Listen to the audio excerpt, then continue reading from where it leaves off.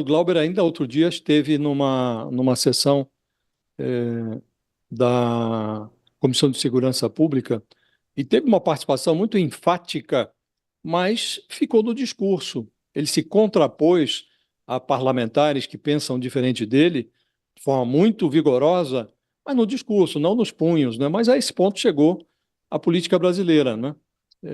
Foi reduzida a um embate incivilizado. Eu costumo dizer que na política, como na vida, a sutileza do comportamento humano consiste em identificar a semelhança das coisas diferentes e a diferença das coisas que parecem semelhantes.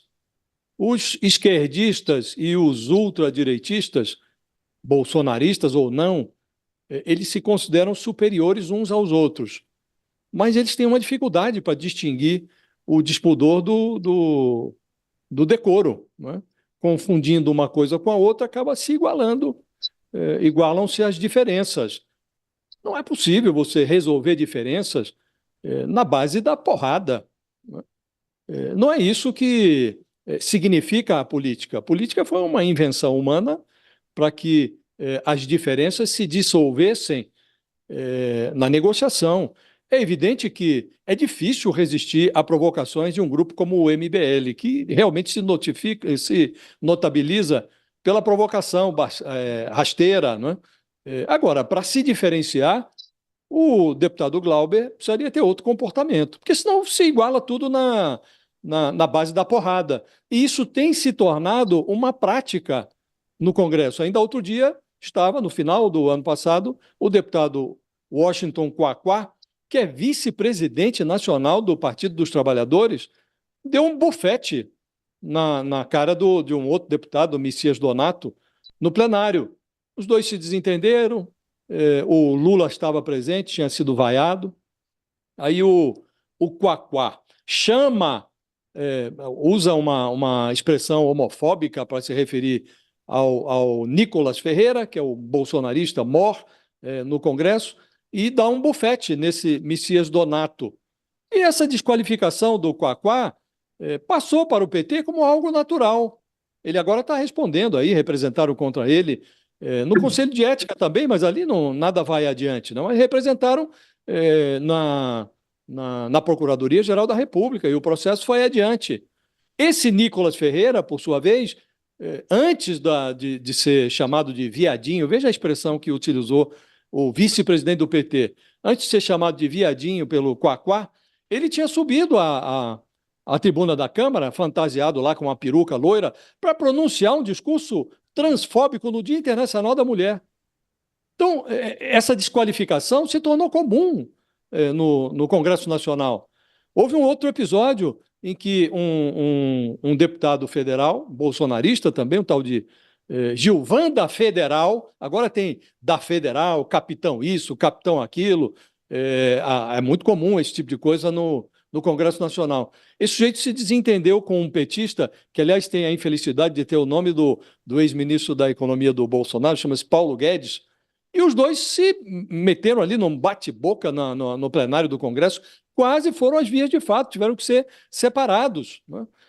Um tal Zé Trovão, bolsonarista também,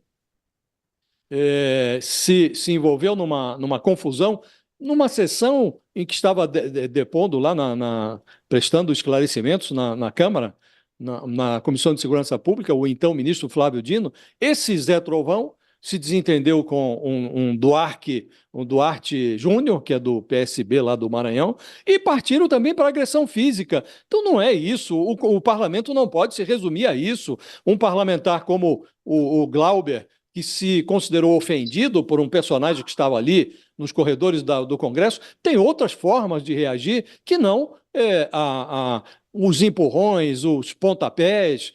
Não acho que isso qualifique o parlamentar no seu discurso antifascista. Se ele quer se diferenciar, ele não pode utilizar o mesmo procedimento do seu agressor.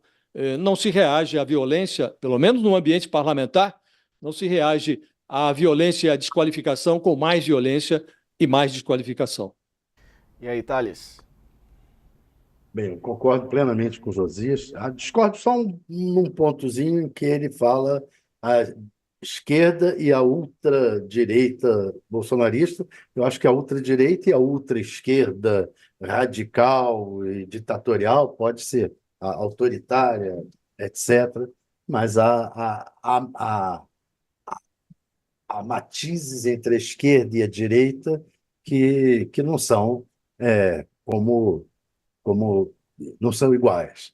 Agora, esse caso aí, é evidente que o Glauber é, foi derrotado pela provocação do MBL. Um deputado não pode se deixar derrotar por esse tipo de provocação. O rapaz lá foi falar da mãe do Glauber. A mãe do Glauber é uma senhora, uma idosa, que foi durante 8 anos prefeita de Nova Friburgo, é uma médica humanitária respeitada, é, e o sujeito foi lá no ouvido do Glauber provocar, falar da mãe dele.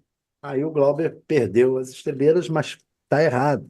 Ele é um deputado federal, ele não pode ter esse tipo de atitude. Ele tinha que ter chamado a Polícia Legislativa e ter dito: olha, esse sujeito aqui está aqui me provocando, fazendo isso e aquilo, por favor, retire esse sujeito daqui de cima de mim. É isso. Aí depois veio ele e o Kim Kataguiri, os dois, aí um com o dedo na cara do outro, o outro ele empurrando, o outro com o dedo na cara.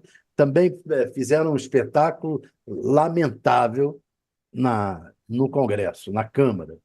Enfim, não cabe ao Glauber aceitar esse tipo de provocação. O MBL faz isso, esse cidadão aí já fez isso várias vezes, faz isso. É um pouco aquela tática do Greenpeace, né, que faz uma arma, uma tremenda. E você pensa assim, não, o Greenpeace faz isso por uma boa causa, que é a defesa do meio ambiente. É verdade. O MBL faz isso por uma causa não tão nobre assim. A causa